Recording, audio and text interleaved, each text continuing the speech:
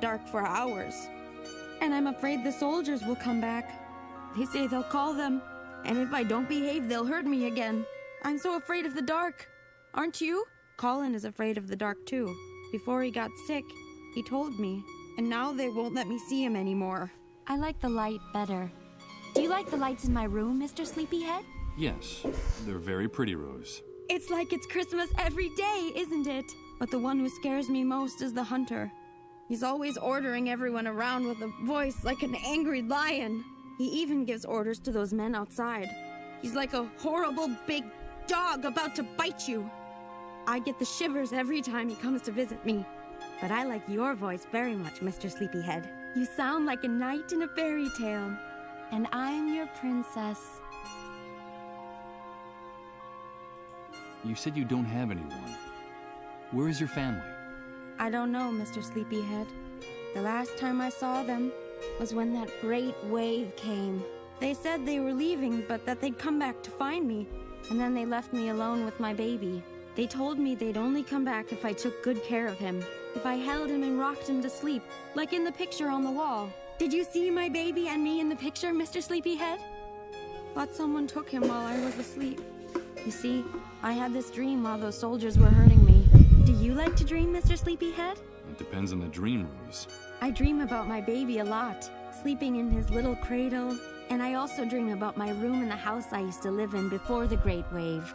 The sun came in through the window every morning and lit up everything. Sometimes it looked like the walls were going to catch fire. This room is darker. I don't like the dark. That's when they come and hurt me. And sometimes they lock me here in the dark to punish me if I don't do what they say. Have you brought me my baby, Mr. Sleepyhead? Ho capito. The poor girl is more disturbed than I thought. It looks like her mind hasn't been able to deal with all the pain of these last few months. Someone needs to get her out of here. No, Rose. I'm sorry. I haven't brought you here, baby. Goodbye, Rose. I should be going now. No, don't go. Please. Will you help me, Mr. Sleepyhead? Will you bring me my baby? And will you bring me a cradle like this one in the picture? Be my knight in shining armor. Bring me what I ask and I'll give you the answer. The key to unlock your chest of dreams. I'll try, Rose. I promise. There's makeup scattered at the foot of this mirror. I suppose those savages out there force Rose to put on makeup to make herself look older than she really is. It's the pile of rags Rose is saving for her baby. When winter comes, my baby will get cold. That's what she said. It would break Rose's heart to see me stealing her baby's clothes. I'm not going to do that to her. I doubt this belongs to Rose. I suppose that after installing the lights in the ceiling, those poker addicts left this old toolbox here.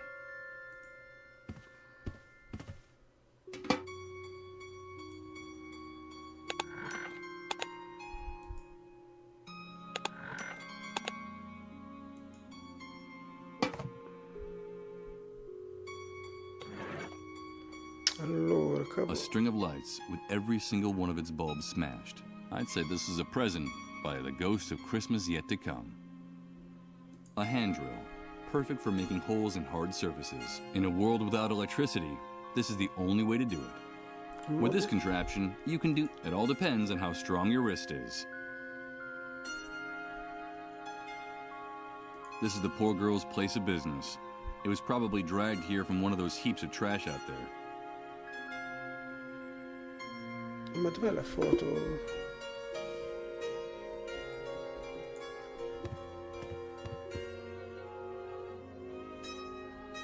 It's a page torn out of a very old magazine. In her delirium, poor Rose thinks it's a photograph of her and her baby taken before the Great Wave.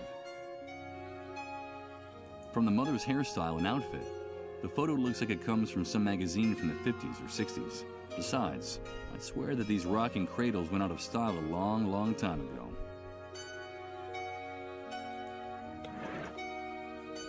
It's a page torn out of in her delirium. No, controlliamo bene che non c'è nient'altro. Materasso, panni. A string of Christmas lights is the only source of light in this room. The reflections of the colors make this place seem even gloomier and more sordid.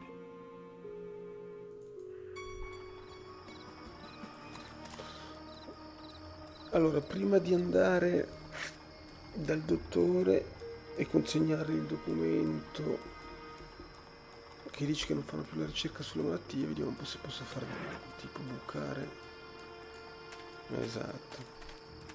Hey, is tonight's plan to piss us off? Is that right? Get away from that tank or we'll stuff you inside that thing and weld the top shut, you moron. Clear as day. I'm getting away from it.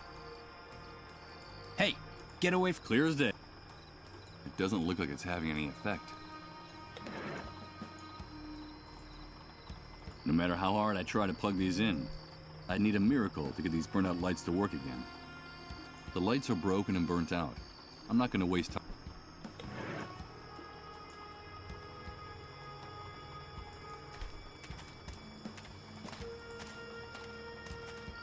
Huh? Leaving us so soon? Hey, you're quick, pal. So, how'd our little mouse do?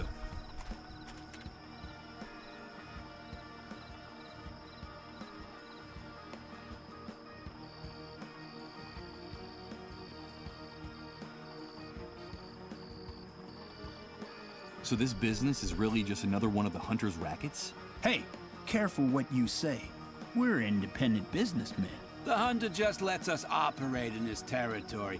He gives us protection and sends us clients. In exchange for a percentage, of course. Fair's fair. Yeah, fair's fair. Of course. No doubt. I just hope that someday those bastards find themselves face to face with some of that fairness they talk about, wherever it might come from.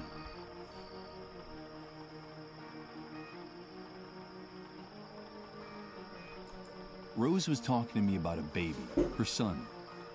Do you know where he is or how I can find him? That little mouse's mind is gone. I wouldn't pay much attention to what she says. Hey, as far as I know, her entire family died in the Great Wave. After the explosion, she wandered around in a daze for weeks, until she finally ran into a group of drunken soldiers who wanted to, you know, have some fun with her. When we found her, all she had left was that wrinkled old magazine clipping clutched in her hand. It's her pride and joy. Now she's got it stuck up on the wall of the van. And as far as the baby's concerned? Probably not alive anymore. If it ever existed. Who knows what goes on in that nutcase's head? Then she really is all alone. She doesn't have anyone. Of course she does. She has us now. My partner and I are sort of like, her new family. We protect her and we feed her. We actually keep her alive. And you can bet your ass we will. As long as our little mouse still has that small fortune between her legs. You two are despicable. Rose told me about how you abuse and prostitute her. I think we'll have to teach that naughty little girl how to keep her mouth shut. Don't jump to conclusions, pal. Let me tell you how we found that chatty little rodent, since you're so interested in her. It was about 4 months ago. She was naked and injured, and she could hardly move. A group of soldiers had gang-raped her and left her for dead. They left her body wrapped in barbed wire from the camp fence. Crows would have picked her clean if we hadn't found her when we did. It's only thanks to us that she's still alive. Someone like Rose could never survive in the New World alone. You know that as well as we do. We're helping her. We protect her and we feed her. We actually keep her alive. The only thing we ask for in return is that she earn her keep. Only problem is, sometimes she has a hard time understanding that. And we have to be a little more strict with her, that's all. And the fact is, the girls, well, not too bright. But for some jobs, that's almost a blessing, don't you think? What good Samaritans. Well, I wouldn't say that, but you're catching on. I don't have anything else to discuss with you two. Okay, come back anytime you like. You paid for her. The door to the van is open to you all night long.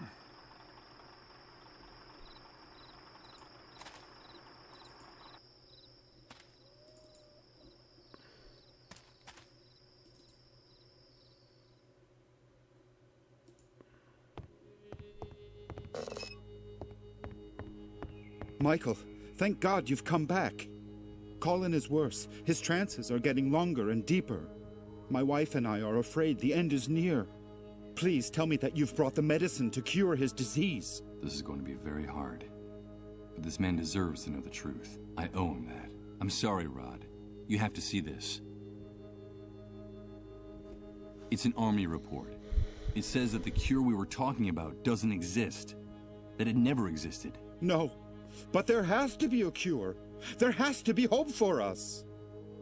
The vultures are starting to gather around our trailer, waiting for the end so they can take my son's belongings.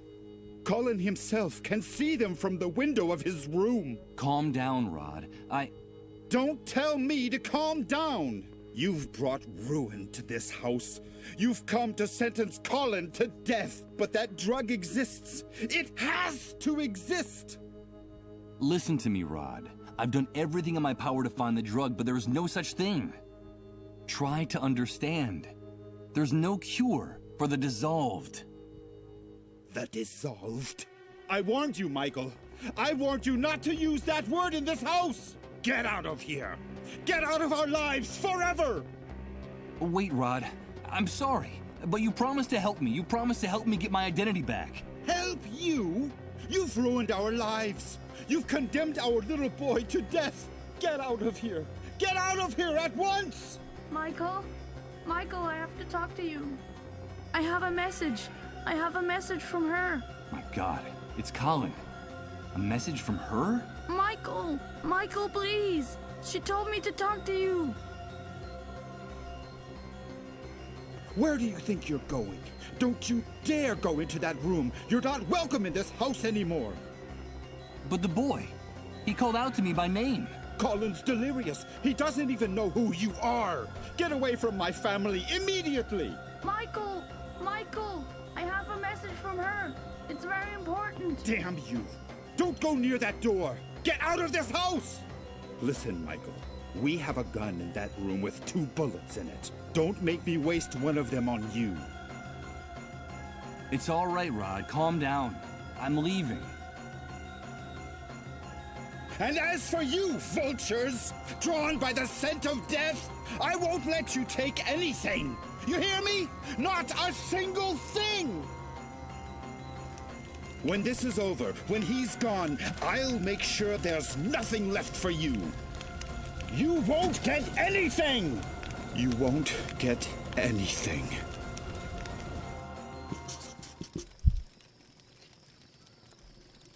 È andata male.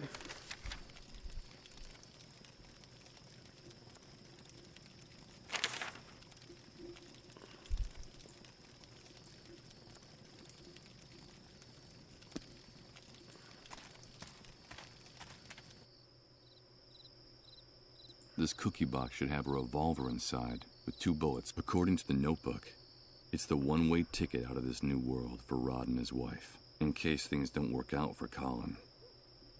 He made it very clear. After his outburst, Rod is not going to let me back into his trailer. Poor man.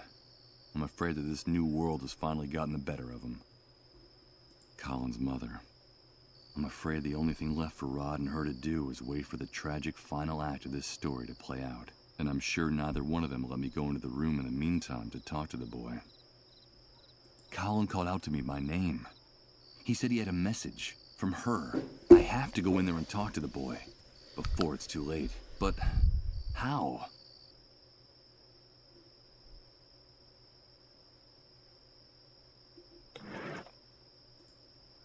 I don't quite see how I could use this here. Now I understand why this window hasn't been cleaned.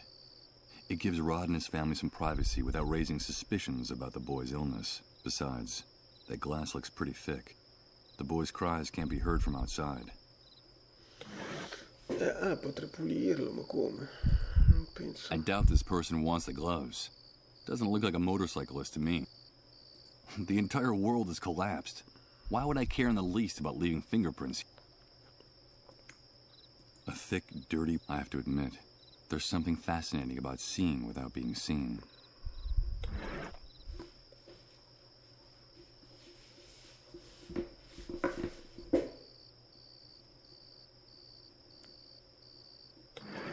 He made a poor man. He made it very clear. After his outburst, Rod is not... Even if there was something inside there that could interest me. Jeez, that bonfire is too hot to touch. They're not fireproof. I'd burn my hands if I tried to put them in there. It's not long enough. I'd only end up burning my hand if I tried to stir the fire. Miseria. It's not long enough.